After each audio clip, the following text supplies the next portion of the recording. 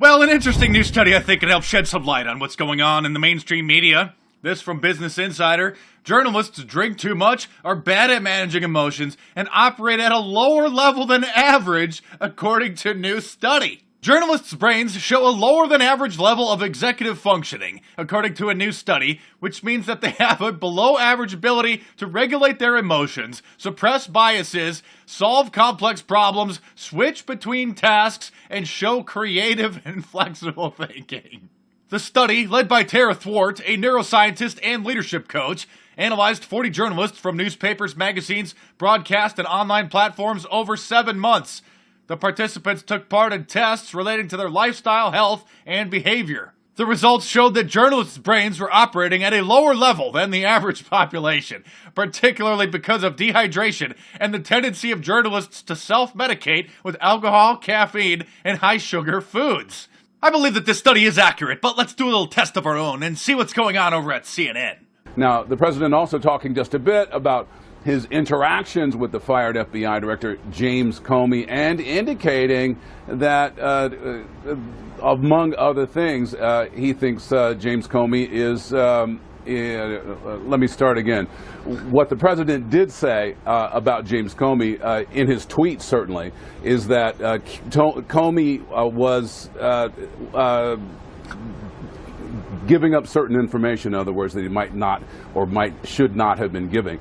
Oh, well, thank you very much for that report. Maybe we should check out what's going on over on NBC instead. Pew Research, which is independent, says... Don't be naive. You're a very naive person. The Pew Research says that there are, for immigrants on the whole, Come on, try getting it out.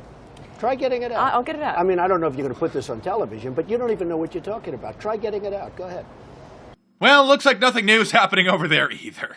In an interesting poll that Politico carries out every year, they found that only 3 reporters in the Washington press corps this year are Republicans. Only 3.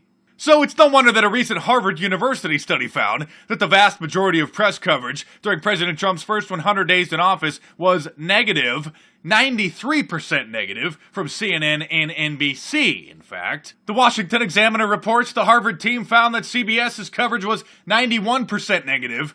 The New York Slime coverage was 87% negative. The Washington Compost, 83% negative. The Wall Street Urinal, 70% negative. And Fox News, 52% negative, compared to 48% positive on Fox News, or almost 50-50. Hence their slogan of being fair and balanced. I know that this is just more common sense, but it's good to have studies like this, so hopefully one day we can find a cure. This from the New York Post.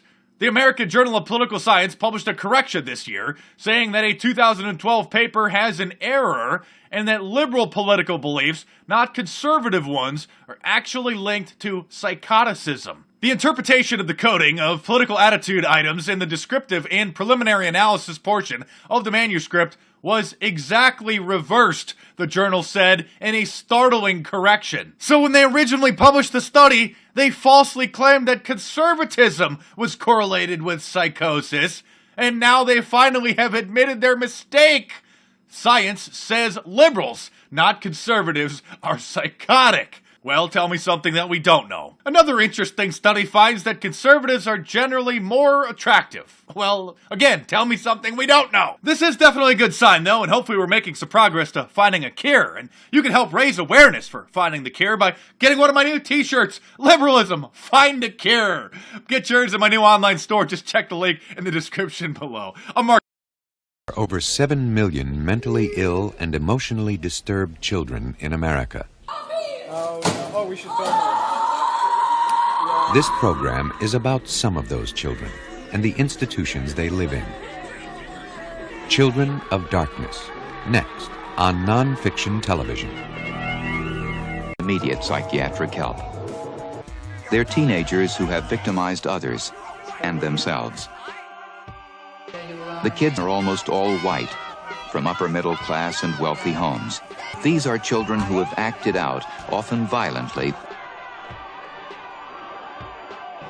More than half of the children you've seen in this film will retain their illnesses into adult life, and most of them will be sent to adult institutions. For parents, what looms ahead is frightening. a realization that their children may never get well, that their lives may be spent in institutions.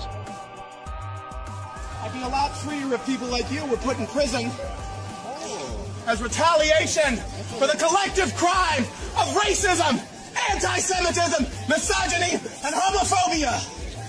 All you fucking God-botherers are war criminals and liars and charlatans.